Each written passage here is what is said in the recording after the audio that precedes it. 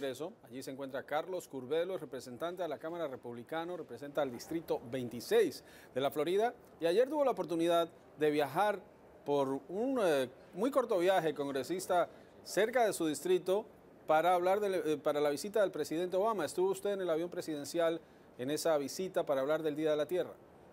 Saludos, Juan Carlos. Efectivamente, el presidente Obama visitó mi distrito en el sur de la Florida. Yo viajé con él para resaltar la importancia de la restauración de los Everglades, una zona muy importante en el sur de la Florida, que de esa zona dependemos para nuestra salud, el agua que bebemos. Así que le agradezco al presidente, a pesar de las diferencias que él y yo tenemos, le agradezco que haya visitado a mi distrito para resaltar la importancia de los Everglades de la Florida.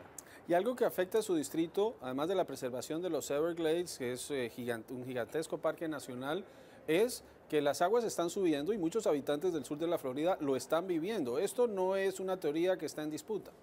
Claro, tenemos que reconocer que el clima está cambiando y en vez de ver de quién es la culpa, lo que debemos hacer son dos cosas. Número uno, reconocer que existe y prepararnos para ese cambio que hasta cierto punto es inevitable. Y también hacer todo lo posible para mitigar el impacto que tenemos los seres humanos sobre lo que es el cambio del clima. Así que yo creo que hay muchas soluciones bipartidistas que podemos encontrar para mejorar la situación del medio ambiente sin hacerle mucho daño a la economía. El sur de la Florida también es un lugar en donde se sigue muy de cerca este proceso de restablecimiento de relaciones entre Estados Unidos y Cuba. Congresista, ayer el Vaticano confirmó que el Papa Francisco visitará la isla en septiembre antes de viajar a Filadelfia, Washington y Nueva York. ¿Cómo ve usted esa visita y cómo ve todo este proceso? A mí me agrada mucho que el Papa Francisco va a ir a Cuba porque sé que el Papa es un defensor de los derechos humanos, sé que el Papa condena todas las tiranías y yo espero que su presencia y su visita ayuden al pueblo cubano a cobrar esa fuerza que necesita para lograr el verdadero cambio en Cuba. ¿Y cómo ve el proceso de restablecimiento de relaciones, el que Cuba ya esté en el proceso de ser retirado de la lista de países patrocinadores del terrorismo? La nueva política de Estados Unidos hacia Cuba es un gran error. Se lo dije ayer al presidente, tuvimos una discusión un poco acalorada en cuanto al tema. Le expliqué que él le había entregado todo lo que tenía a su disposición al régimen de los Castros a cambio de nada. La paz, Juan Carlos, se consigue a través de la fuerza, no a través del apaciguamiento. Lo estamos viendo en el caso de Irán, lo estamos viendo en el caso de las FARC en Colombia, el caso de Cuba es igual. Los hermanos Castro no quieren alianza con Estados Unidos, lo que necesitaban era un alivio de las sanciones y ahora van a continuar con su campaña antiamericana y oponiéndose a los intereses de Estados Unidos a través del mundo y reprimiendo al pueblo de Cuba. Cuando uno está en un avión, difícil irse para algún otro lado cuando está volando a tanta altura. ¿Qué le dijo el presidente y cómo fue? Denos más detalles, por favor, sobre esa conversación que describe usted como una discusión acalorada.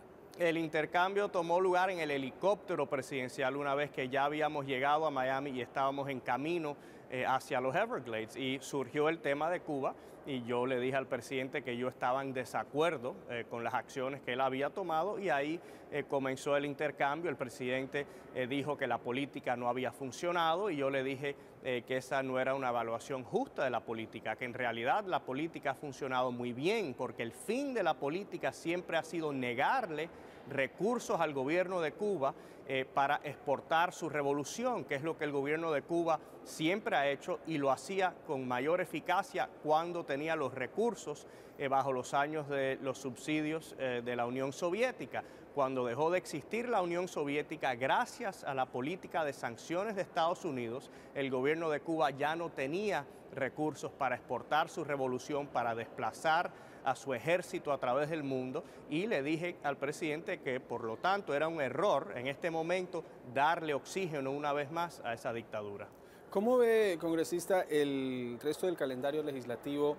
Ya el Senado avanzó en proyectos que estaban estancados. ¿Cómo ve el proceso en la Cámara y van a poder ustedes avanzar proyectos cuando las relaciones entre demócratas y republicanos parecen estar cambiando, parecen estar tomando un tono diferente?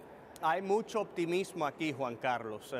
Reformamos el Medicare por primera vez en 20 años. Ahora estamos hablando de aprobar una ley para financiar proyectos de transporte e infraestructura a través de todo el país. Hay una serie de reformas que son muy posibles y sí, al fin parece que los republicanos y los demócratas estamos trabajando conjuntamente buscando esas soluciones que pueden ayudarnos a enfrentar los grandes desafíos que tenemos en este país. Y por ello también yo, a pesar de las grandes diferencias que tengo con el presidente, decidí viajar con él a Miami porque en algunos temas, como es el libre comercio, otro que vamos a tomar aquí en algunas semanas, sí existen algunas coincidencias y el país necesita que trabajemos juntos a pesar de nuestras discrepancias.